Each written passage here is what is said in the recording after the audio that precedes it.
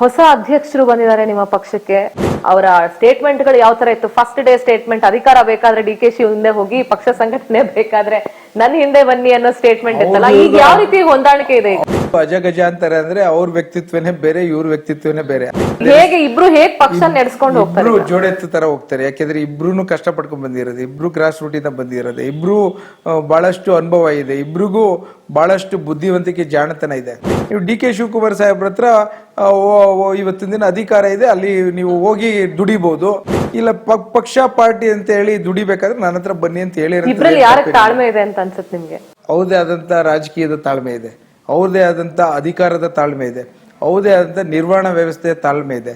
So ಹಾಗಾಗಿ ಅವ್ರದೇ ಇಬ್ರದು different personalities ಇದ್ರೂ ಸಹ ನನ್ನ ಅನಿಸಿಕೆ ಪ್ರಕಾರ ಇವೆರಡನ್ನು ಸಿಂಬಿಯಾಸಮ್ ಅಂತಾರೆ ನಮ್ಮ ಬಯಾಲಜಿಲಿ, ಆ ಥರ ಇಬ್ಬರ ಶಕ್ತಿ ಸೇರಿ ಸಿದ್ದರಾಮಯ್ಯ ಸಾಹೇಬರು ಮುಂದೆ ಮಾರ್ಗದರ್ಶನದಲ್ಲಿ ಮತ್ತೊಮ್ಮೆ 2028ಕ್ಕೆ ಕಾಂಗ್ರೆಸ್ ಪಕ್ಷವನ್ನ ಅಧಿಕಾರಕ್ಕೆ ತರ್ತಾರೆ ಅಂತ ಹೇಳ್ತಾರೆ.